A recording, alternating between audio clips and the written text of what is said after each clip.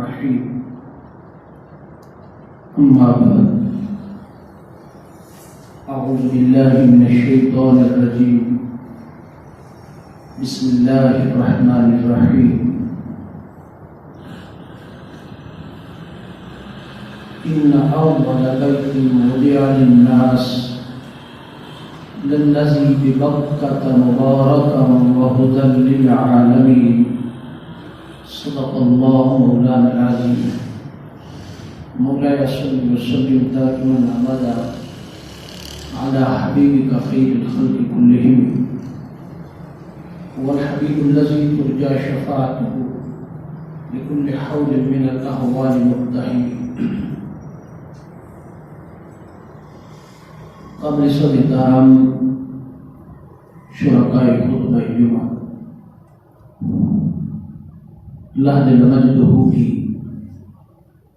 ذات پاک کا لاکھ لاکھ شکر اور احسان عظیم ہے جس کی توفیق خاص کے ساتھ نماز جمعہ کے لیے اس کے حضور پیش ہونے کے لیے جمع ہے۔ اللہ رب العزت کی خاص عنایات سے امت مسلمہ کو بالخصوص ہم مسلمانوں کو جن کو اللہ پاک نے زندگی کی نعمت سے نوازا ہے ان کو زندگی میں ایک بار پھر ذی الحج کا بابرکت مہینہ عنایت فرمایا۔ ذی الحج ان مبارک مہینوں میں سے ہے جن کے اندر قتل و غارت، برائی، نہب، زیادتی اور دیگر گناہ کبیرہ صغیرہ ان کی سختی کے ساتھ ممانعت ہے، یعنی کہ یہ تحفظ والے مہینے، ان مہینوں کا سابقہ ادوار میں کفار بھی کہیں نہ کہیں احترام کرتے تھے کہ یہ حرمت والے مہینے، یہاں کسی کی آبروریزی، کسی کے ساتھ ناحق زیادتی، قتل و غارت، خون بہانا یہ نہیں ہو سکتا، لڑائی نہیں ہو سکتی، اور ان مہینوں کا احترام کریں۔ یہ بندگی والے مہینے، اللہ کی اطاعت و بندگی کے مہینے۔ پھر ذی الحج اسلامی سال کا آخری مہینہ، ذی الحج اللہ رب العزت کی پاک بارگاہ کے اندر حسب استطاعت جس کے پاس توفیق ہے مال کی خرچ کر کے اللہ کی بارگاہ میں حج کے لیے جائیں۔ اسلام کا اہم رکن حج امت مسلمہ پر صاحبان استطاعت پر فرض ہے، اس کا فریضہ یہاں ادا کیا جاتا ہے اس ماہ پاک کے اندر۔ یہاں ہم بات جس کا آغاز کریں گے آج جو موضوع ہے وہ ہے فلسفہ حج و قربانی۔ حج کا فلسفہ صرف اتنا ہے کہ آقا علیہ الصلوۃ والسلام کی حیات طیبہ سے پہلے مختلف جگہوں پر سالانہ ایونٹ ہوتے تھے، سالانہ فنکشن، میلے اور ایسے پروگرام جن کے اندر پورے کفار مکہ کے سرداران اور گرد و نواح کے لوگ آ کر کے زندگی انجوائے کرتے تھے۔ میلہ لگتا ہے تو لوگ انجوائے کرتے، وہاں کھیلوں کا سامان ہوتا، وہاں تفریح کے اور بہت سارے مقامات سامان ہوتے۔ ان میلوں کے اندر فحاشی بھی ہوتی تھی، نیم پوریاں، وہ ویسے بھی ننگے کعبے کا طواف کرنا ان کی شریعت اور مذہب میں شامل ہوتا تھا۔ ان پروگراموں کے اندر تو اس سے زیادہ فحاشی کا ارتکاب کرتے تھے۔ لہذا وہ ان ایام کے اندر بھی مکہ کی سرزمین پر کہیں نہ کہیں جمع ہوتے تھے۔ مکہ کی تاریخ کے اندر ایک بہت بڑا میلہ بھی لگتا تھا سالانہ۔ اسی میلے سے میرے آقا علیہ السلام نے طائف کا سفر کا آغاز کرنا ہے۔ اسی میلے کے اندر آقا علیہ السلام ہر سال تشریف لے جاتے ہیں۔ قربان جائیں، یہ بات بڑی غور طلب ہے۔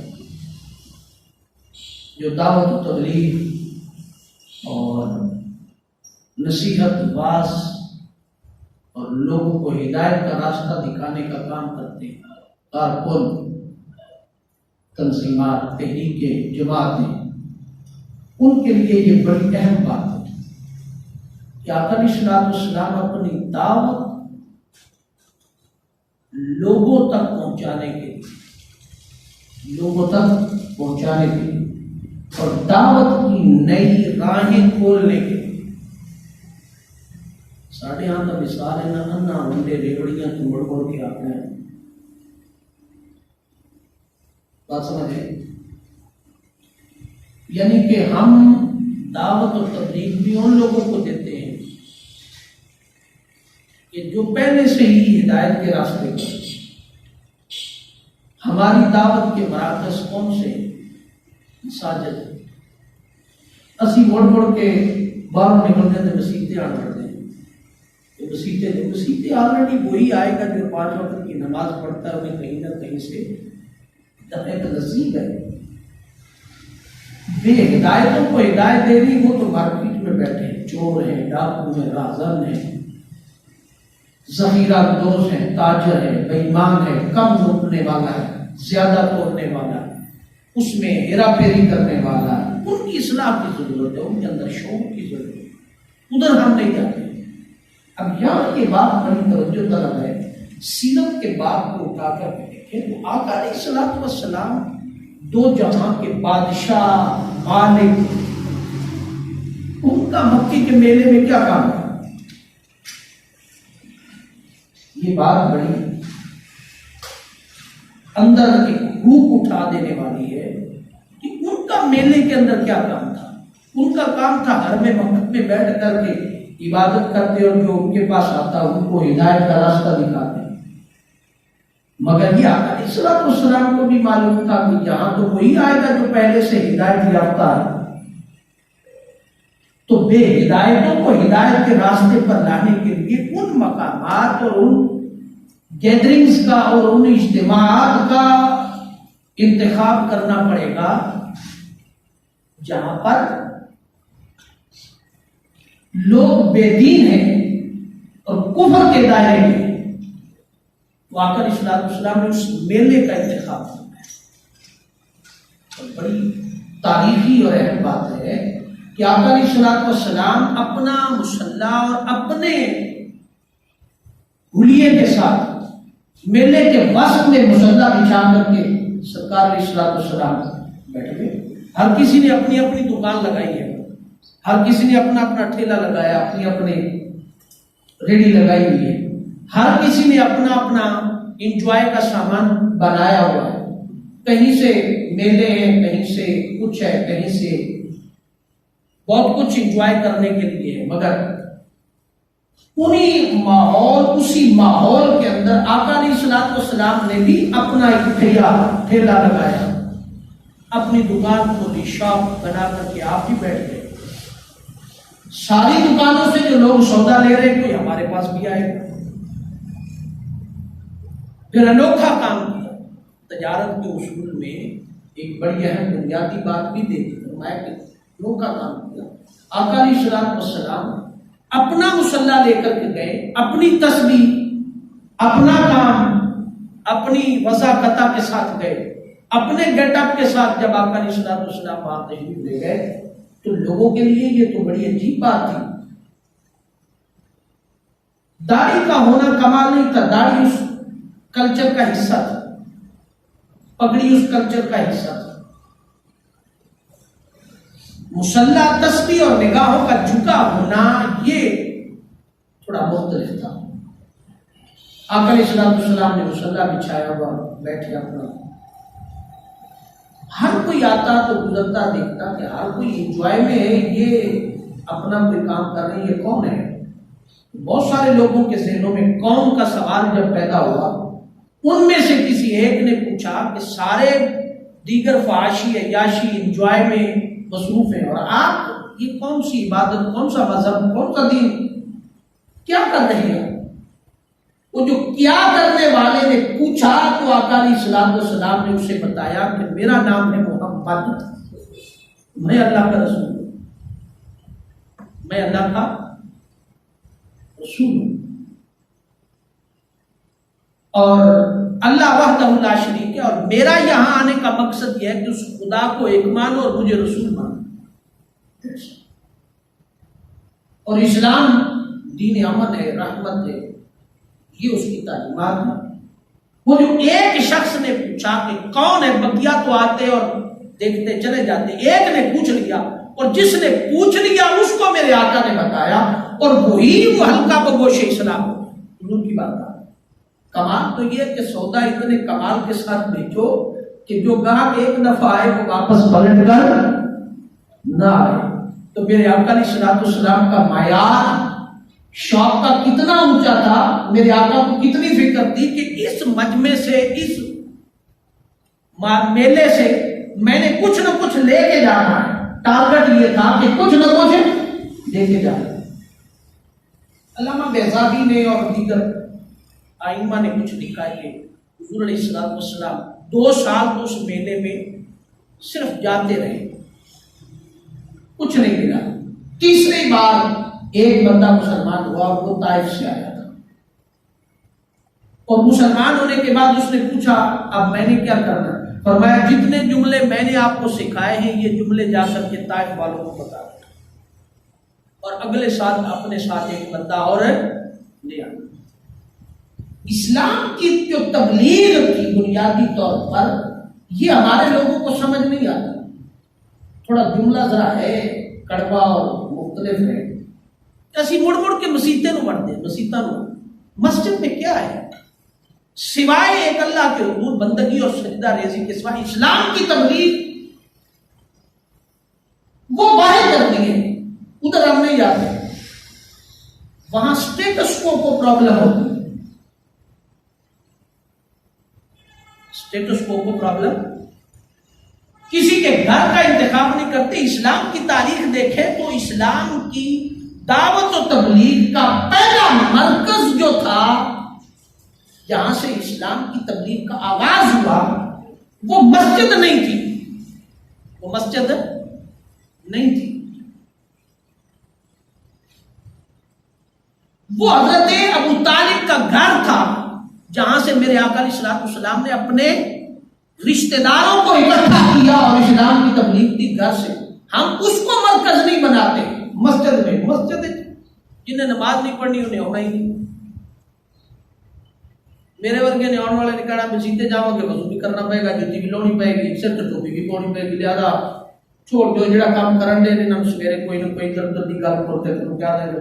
میں جا رہا سا بس ذرا مصروفیت سے ٹائم نہیں سی اس واسطے میں کیا چلو بات کرتا. اسی مڑ توڑ کے ہلکا درود مسیطے، ہلکا درود مسیطے، ہلکا درود مسیطے، درس قرآن مسیطے، فلانا کام مسیطے، فلانا کام مسیطے. بار بار کدی نہیں ایسی آپ جا جرت ہی نہیں کرتے. اس کا مطلب یہ کہ ہمارے اندر جرت نہیں ہے، ہمت نہیں، اخلاقی وہ ہمت نہیں ہے کہ ہم باہر نکل کر کے اسلام کی تبلیغ دے دیں. یہاں ہم بڑے بھرنے کا ہے، یہاں ہم بڑے بھرنے کا.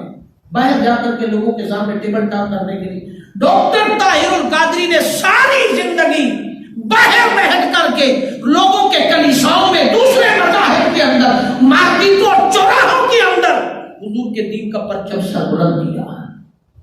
یہ اس تحریک کا خاصہ ہے.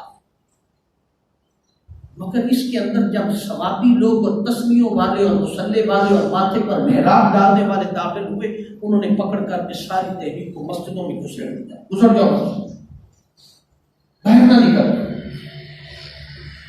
علمی مراکز گھر، ماں گھر، مکتب گھر، سوشل میڈیا گھر، چوک چوراہا بازار. یہ داعیان انقلاب کا درہ امتیاز تھا جو سیرت نبوی صلی اللہ علیہ وسلم کی بنیاد کی، جو ہم نے چھوڑی. آپ ایک حلقہ ضرور کسی کے گھر میں کرتے ہیں، اس محلے میں کرتے ہیں، بھلے اس محلے میں 5 آدمی بیٹھتے ہیں دعوت و تبلیغ کا بات سننے کے لیے، 5 آدمی بیٹھتے ہیں. حاجی صاحب کے گھر کا، حاجی صاحب کے کوئی 2-4 بندے، اس پڑوس ادھر پڑوس کو 4 بندے تو نہیں آئیں گے، بیٹھیں گے، آپ کی آواز کو سنیں گے، آپ کی بات کو سنیں گے، آپ کے معاملات کو سنیں گے، کچھ کریں گے. یہاں کون ہے؟ کوئی مڑ توڑ کے آپ نے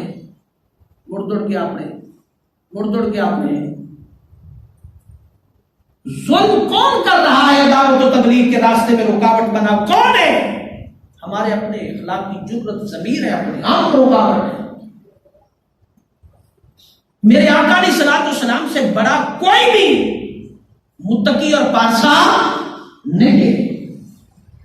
میرے آقا علیہ الصلوۃ والسلام ایک طرف فحاشی ہے، برائی ہے ایک طرف، اور میرے آقا علیہ الصلوۃ والسلام بڑے میلے میں اپنا مسلح بچھا کر کے بیٹھے ہو. کس نیت سے گئے ہیں؟ کیا لوگ میرے مرید ہو جائیں، میری حلقہ عیادت میں اضافہ ہو جائے؟ آقا علیہ الصلوۃ والسلام اسلام کے پیغام کو اور دین کو لوگوں تک پہنچانے کے لیے، یہی وہ میلہ تھا جس میلے نے آقا علیہ الصلوۃ والسلام کو طائف کا سفر کرنے پر، اور وہ جو دوسرے سال آئے تھے انہوں نے بھی بیعت کر لی، اور پھر تیسرے سال جو آئے تھے انہوں نے بھی بیعت کر لی، اور تیسرے سال والے تھوڑے انقلابی مزاج کے بندے تھے. انہوں نے کہا یا رسول اللہ یہ گل نہیں بنے گی، قربانیاں اسی دئیے، جانا اسی دئیے، زمینہ اسی دئیے، مال اسی دئیے، تے جدوں ویلا آ جاوے اگے بدن دا تے تسی کہو میرا ابائی گھر مکہ ہے، میں واپس مکہ جانا چاہتا ہوں. نہیں آقا، ایک وعدہ آپ ہم سے کریں اور ایک وعدہ ہم آپ سے کرتے ہیں. سیدھی سمپل بات. فرمایا کیا؟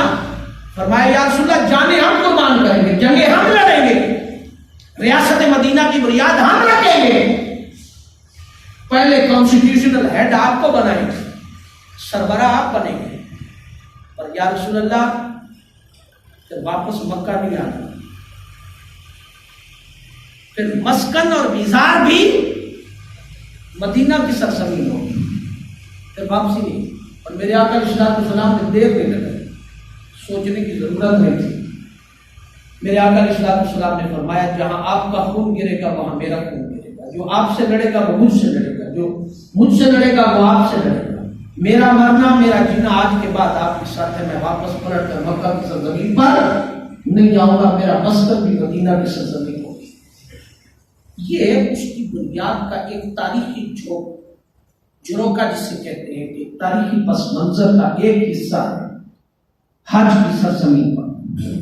دوسری سب سے بڑی بات یہ تھی، اب آقا علیہ الصلوۃ والسلام نے دیکھا کہ عبادت کا ایک مرکز ہونا چاہیے، عبادت کا ایک مرکز جس کے اندر اللہ کے حضور یکسوئی کے ساتھ سجدہ ریز ہو سکے، بندگی کے لیے، دعوت و تبلیغ کے لیے نہیں، بندگی کے لیے.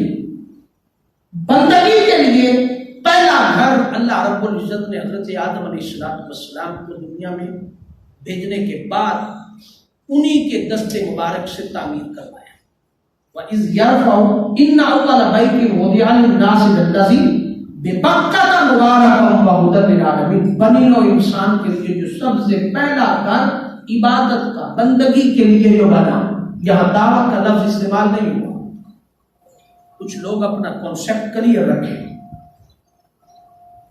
عبادت کے لیے بنایا گیا، وہ مکہ مکرمہ ہے اور تمام جہان والوں کے لیے برکت اور ہدایت کا سرچشمہ ہے۔ یہ سورہ آل عمران، بِبَکَّۃَ مبارکۃ وَہُدًى لِلْعَالَمِین۔ پہلا مرکز، ہیڈ آفس، جہاں مسلمان اکٹھے ہو کر کے عالم کفر اور عالم اسلام کو کس کا میسج دیں؟ اتحاد کا، یگانگت کا، پاور کا، کہ اسلام سپر پاور ہے، طاقت ہے۔ جب یہ اکٹھے ہو کر ایک تالاب پر بیٹھ کر کے صرف مسواک ہی کر لیں تو کفر کے ایمانوں میں زلزلہ بپا ہو جاتا ہے۔ بات سمجھ آ گئی؟ کچھ فکری باتیں میں ساتھ ساتھ ہمیشہ کرنا چاہتا ہوں، کیونکہ میرا مقصد ہمیشہ عبادات کے پہلو کو بیان کرنا نہیں۔ اس وقت امت مسلمہ کو فکر کی ضرورت ہے، نظریے کی ضرورت ہے۔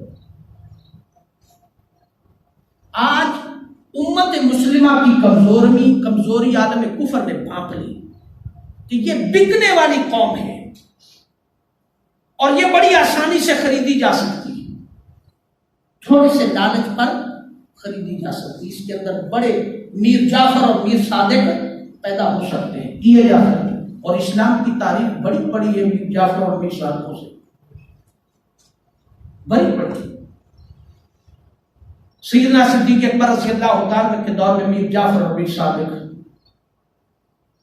یہ خلافت کی بات ہے، آقا علیہ السلام کے زمانے کی بات، وہاں بھی بڑے میر جعفر اور میر صادق سے، حتیٰ کہ اتنا میر جعفر اور میر صادق کا کردار ادا کرنے والا کون ہو سکتا ہے کہ آقا علیہ السلام کے زمانے اور حیات طیبہ کے اندر آپ کے مد مقابل اعلان نبوت کر کے کھڑا ہو گیا؟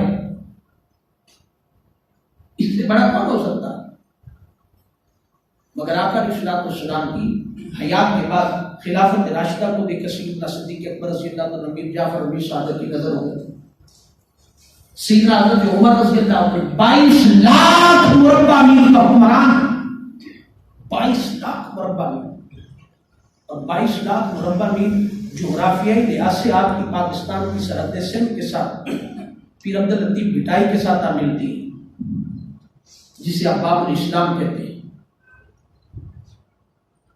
22 لاکھ مربع میل کا حکمران عمر بن خطاب رضی اللہ تعالیٰ عنہ، جس کے متعلق میرے آقا نے فرمایا میرے بعد اگر کوئی نبی ہوتا تو عمر ہوتا، وہ بھی میر جعفر اور میر صادق کی نظر ہوتی۔ پھر جہاں سے کثرت سے میر جعفر اور میر صادق پیدا ہوئے وہ سیدنا حضرت عثمان غنی رضی اللہ تعالیٰ عنہ کی سلطنت تھی۔ آپ کا مزاج نرم، آپ کا مزاج سلاجو، آپ کا مزاج شرم و حیا کا پیکر، اس مزاج سے میر جعفروں نے میر صادقوں نے نجائز فائدہ اٹھایا۔ پھر حضرت عثمان غنی رضی اللہ تعالیٰ عنہ کے بعد مولا کائنات حضرت علی کرم اللہ وجہہ الکریم اور حضرت علی کرم اللہ وجہہ الکریم کی خلافت کے متعلق دنیا تاریخ کی بڑی بڑی جو ریسرچ لیبارٹریز ہیں اس وقت تحقیق کرنے والے ادارے غیر مسلم اور مسلم، ان کا کہنا یہ ہے کہ خلافتوں میں سے خلفائے راشدین میں سے پہلی 4 سلطنتوں میں سے سب سے ٹاپ آف لسٹ اور سب سے معیاری اور سب سے مضبوط اور سب سے بڑی تعلیمی لحاظ سے اور ایڈمنسٹریشن کے لحاظ سے سب سے مضبوط اور سب سے معیاری اگر خلافت اور حکومت تھی تو حضرت علی کی تھی۔ آج امریکہ اور برٹش یونیورسٹیز جو ہیں ان کی پوری ریسرچ ہے اس کے اوپر، ان میں ٹاپ آف لسٹ خلافت حضرت علی المرتضیٰ شریف خدا کر ہوئے، وہ بھی میر جعفر اور میر صادق کی نظر ہو گئی، اور میر جعفر اور میر صادق اپنے بغل میں چھپے کلمہ کو۔ پھر اس کے بعد دیکھ لیں الغرض یہ عالم کفر کو معلوم تھا کہ یہ قوم بگڑنے والی قوم ہے، چند ٹکوں پر بک جائے گا، بکتی کیسے بکتی ہے؟ یہ ایسے بکتی ہے کہ اس کے اندر شیطان ایسا ایسا اس کو سبق پڑھاتا ہے اور یہ بک جاتا ہے. وہ کہتی کہ نہیں ساڈا تو کسی نال تعلق نہیں، اتنے بھاوے کوئی بھی جماعت ہوئے، اسی تو مقامی ویکھنا بندے نوں جناب، اسی تو ویکھنا، اسی تو ووٹ پا دینا. وہ بابا ادھروں نسبتاں دیاں گلاں کرتے ہو، ادھر کہندے نسبت بچاوے گی جنت چ لے جائے گی. ادھروں نسبت کی گل کرتے ہو، ادھروں کہندے نہیں سانو تو کوئی نہیں، بھاوے جہو جا بھی ہے اتنے، بھاوے قاتل ہیں، بھاوے چور ہیں، بھاوے ڈاکو ہیں، بھاوے جو مرضی، اسی تو مقامی ویکھنا ہے، لہذا اسی مقامی طور تے تہاڈے نال ہاں، اتنے تسی جدھر مرضی جاؤ. بابا اوپر ہی کا تو سوال ہونا ہے تجھ سے، اسی کے تو ہاتھ مضبوط کر رہے ہیں، اسی کو تو پاور دے رہے ہو. وہ دیکھیں کہ کہیں وہ اوپر چوروں کے ساتھ تو نہیں ملا ہوا، ڈاکوؤں کے ساتھ تو نہیں ملا ہوا، قاتلوں کے ساتھ تو نہیں ملا ہوا، لٹیروں کے ساتھ تو نہیں ملا ہوا. کہیں ایسا تو نہیں ہے کہ تیری صحافت کے سارے اخراجات انہوں نے اٹھا لیے، اب تیری زبان پر تالا ہے، کانوں پر بھی تالا ہے، زبان پر بھی، ناک بھی، ہر چیز بند ہے تیری. اب وہ تو جو کہے گا اس پر تو ہزار دلیلیں دے گا. بات سمجھ آ رہی؟ بکنے والی قوم چند ٹکوں پر بک جائے، چند سہولیات پر بک جائے. ہم بکے ہوئے نہیں، ہم غلامی کی سی زندگی نہیں بسر کر رہے ہیں. تو لہذا فکر کیا ہے؟ فکر یہ ہے، نظریہ یہ ہے کہ اپنے اندر اس جرت کو، ہمت کو پیدا کرو، اخلاق کو پیدا کرو کہ جو لوگوں کے سامنے جا کر کے حق بیان کر سکے. تمہارے پاس ایم اے کی ڈگری ہے، بی ایس سی کی ڈگری ہے، انجینئرنگ کی ڈگری ہے، مگر تیرے اندر حق کے ساتھ کھڑے ہونے کا حوصلہ اور ہمت نہیں ہے تو تجھ سے بڑا جاہل کوئی نہیں. تجھ سے بڑا جاہل، جاہل اس کو کہتے ہیں، جاہل اس کو نہیں کہتے کہ جو اپنا نک نہیں صاف کر سکتا، منہ نہیں صاف کر سکتا، ان روٹی کھانے کا نہیں پتا، کپڑے پونے کا نہیں انہوں پتا، انہوں جاہل نہیں کہاں گے، انہوں بےہودہ نہیں کہیں گے. اس ایم اے ڈگری پاس والے کو بےہودہ اور جاہل کہیں گے جس کے اندر حق کے ساتھ اور حق کی شناخت کر کے کھڑے ہونے کی جرت نہیں ہے. وہ ہمیں بڑا پی ایچ ڈی ہو، وہ جاہل پر بے درجے. یہ جہالت کی تعریف ہے. لہذا فرمایا بکنے والی قوم ہے. تو لوگوں نے دیکھا کہ یہ بکنے والی قوم ہے. اب یہ وہ زمانہ گزر گیا جب یہ تالاب پر بیٹھ کر کے مسواک کرتے تھے تو کفار ڈر جاتے تھے کہ دم تیز کر رہے تھے، لہذا بچ کے روئے، نہ چھڑنا نہیں دے. لہذا وہ پہلے ہتھیار پھینک کے چلے گئے. آپ انہوں نے پتا ہونا کہ پاوے جنہیں پاوے سونے دی کلمہ نال مسواک کرن پاوے کوئی فرق نہیں پڑتا. انہاں نوں تھوڑا جہا جناب ہے لالچ دین دی ضرورت ہے، ایک پاسے عورتاں دی، ایک پاسوں پیسے دی، ایک پاسے تھوڑے جی مراعات دینے دی ضرورت ہے، بس چیک کر پھر تسی جو مرضی کرو. آج یہی ہمارے ساتھ نہیں ہے. 56 اسلامی ممالک، 56 اسلامی ممالک کہاں ہیں؟ 56 اسلامی ممالک سے، 56 اسلامی ممالک سے، ہر ملک سے بھی اگر 2-3 لاکھ افراد بھی حج کرنے کے لیے میدان عرفات میں جمع ہو تو کتنی تعداد بنتی ہے؟ میرے آقا علیہ الصلوۃ والسلام نے کیا اس لیے بلایا تھا کہ یہاں آ کر کے تم پیسے اور تسبیحاں پڑھو، وظیفے کرو، اس لیے بلایا تھا؟ نہیں. میرے آقا علیہ الصلوۃ والسلام نے فلسفے کے، حج کے فلسفے میں بیان کرتے ہوئے فرمایا اس لیے بلایا تھا کہ ببکۃ مبارک وہدی للعالمین، فرمایا اس گھر میں جمع ہو جاؤ سال میں ایک بار، اور جمع ہو کر کے اپنی سپر پاور، اپنی طاقت کو لوگوں کے سامنے، عالم مغرب کے سامنے، عالم کفار کے سامنے بتاؤ، واضح کرو کہ جب یہ مسلمان متحد ہو جائیں تو دنیا کی کوئی طاقت مسلمانوں کو زیر نہیں کر سکتی. اور یاد رکھیں میدان کربلا کا فتنہ، میدان کربلا کی سازش بھی اسی اجتماعی حج سے شروع ہوئی تھی. ہر خلیفہ مسلمانوں کو نیست و نابود کرنے کے لیے اسی حج کے خلاف سازش کرتا رہا تھا، اور آج بھی عالم مغرب اسی حج کے خلاف سازش کرتا ہے. نہ سارے کھسی لوگ جمع ہوئے تسبیحاں پڑھنے والے، وظیفہ کرنے والے، جنہیں مرضی کٹے پاؤ، 1.5 ارب کٹا ہو جائے کوئی فرق نہیں پڑتا. 1.5 ارب بھی کٹھے ہو جائے تو کوئی فرق ہے، کیونکہ ان میں سے اکثر ان کی تعداد نہیں ساڈا تو کسی نال تعلق نہیں، اسی تو بڑے چھتے چھتے ہیں، تو چھتی چھتی نماز پڑھتے تے چھتی چھتی مسجد تے جانے، حج کرتے تے نماز پڑھتے روزہ رکھتے، اور کوئی کام نہیں، ساڈا کسی نال تعلق نہیں۔ ان میں سے اکثریت اگر نہ ذرا تھوڑیاں میری کوڑیاں نے ہے حقیقت،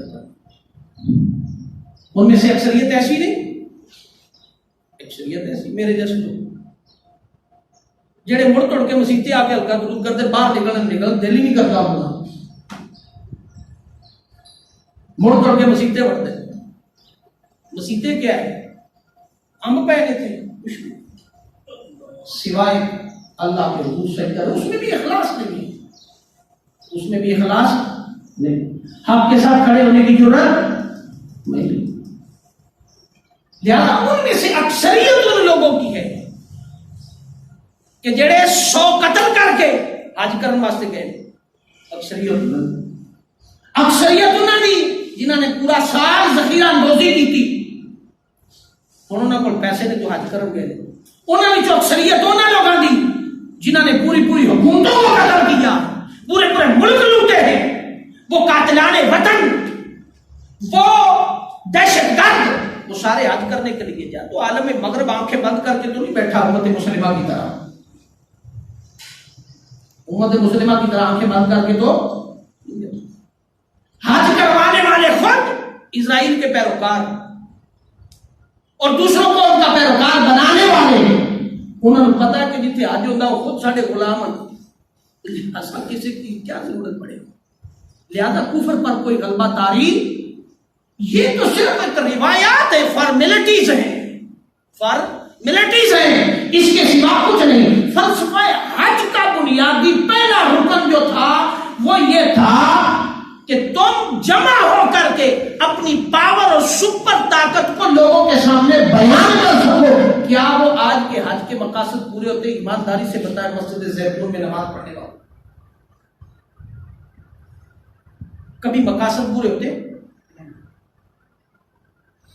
امام مالک رحمہ اللہ تعالیٰ نے بیان کرا، اب یہ باتیں بھی کوئی نہیں بتاتا، امام مالک رحمہ اللہ تعالیٰ نے ایک قول ہے ان کا، کتابی یا وہ نہیں ہے لیکن ایک درس حدیث کے اندر طلباء کو ایک قول ہے، ایک قول ہے، قول بہت ساری چیزیں ہوتی ہیں جو سینہ بسینہ منتقل ہوتی ہیں۔ امام مالک رحمۃ اللہ تعالیٰ بہت سارے ائمہ محدثین نے بیان کیا، آپ نے فرمایا مدارس کے متعلق آپ نے فرمایا کہ جہاں جہاں مدارس قائم ہو وہاں اس طالب علم کو داخلہ ملا جائے کہ وہ دینی تعلیم کے ساتھ کوئی ہنر بھی سیکھے۔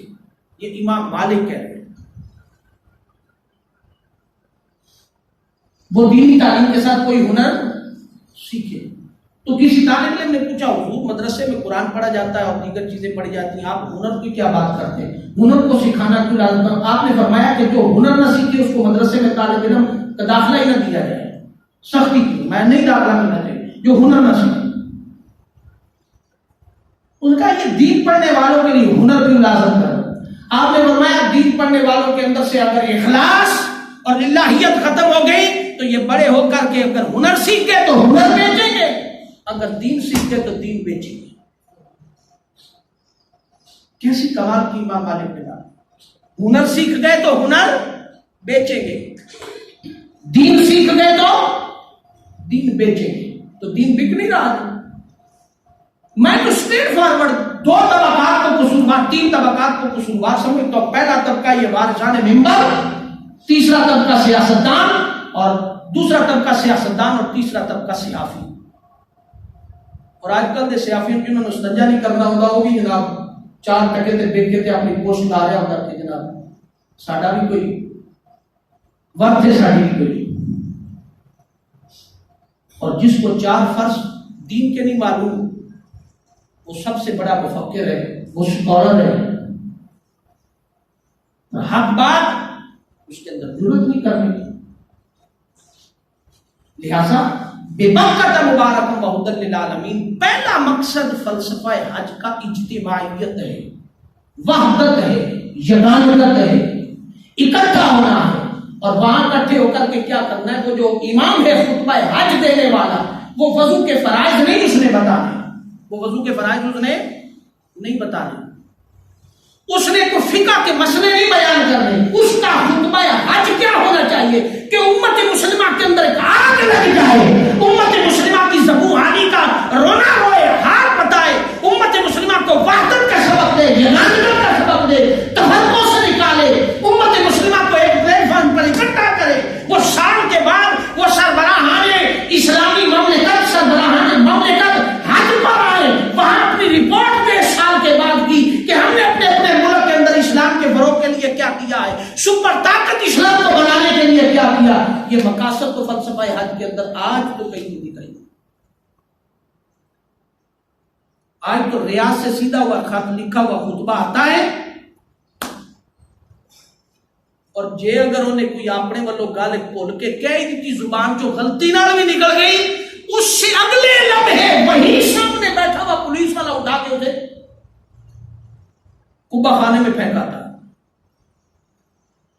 کدھر گیا وہ حج دینے خطبہ کی، وہ اس کا احترام کدھر گیا، اس کی عزت کدھر گئی، وہ وقار، وہ کیا خطبہ بیان کرے گا؟ اسی پر تو اقبال نے رونا روا ہے، اللہ تو تیرا گوت دیا ہے مدرسہ میں کہاں سے ہے صدا لا الہ الا۔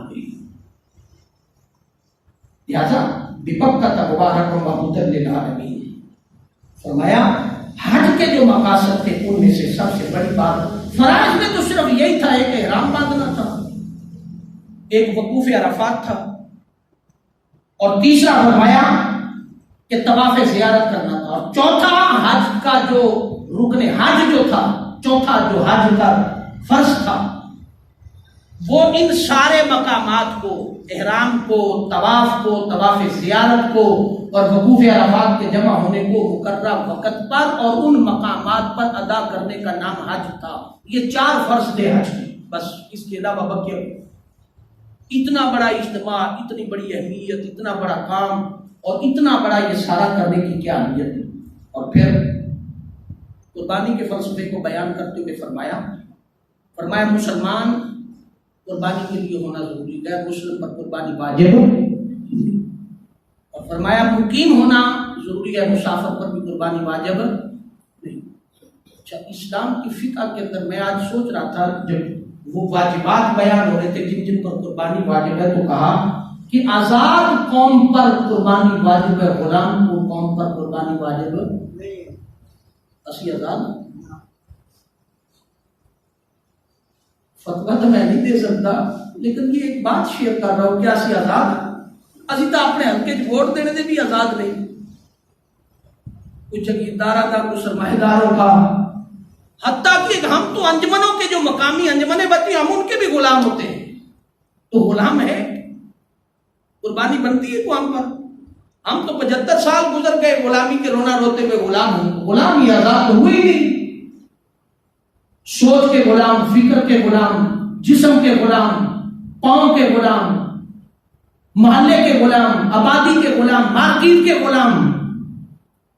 ساتھ ساتھ اٹیچ کر رہا ہوں فکر کو چھوڑ، فقہ کو چھوڑ کے، اور فقہ فکر سے نکلتی ہے، نظریے سے نکلتی ہے۔ عاقل ہونا ضروری ہے، مجنون نہ ہو، پہچان کرتا ہو، اور مالدار ہو، صاحب نصاب ہو۔ نصاب وہی ہے جو زکات کا ہے، نصاب وہی ہے۔ اب ان ساری واجبات کو دیکھیں تو جو مہنگائی کا جو ریشو ہے اس پر ہم کہاں کھڑے ہیں، ہماری عادت کیا ہے؟ تو پھر ہم آزاد تو نہیں ہیں نا۔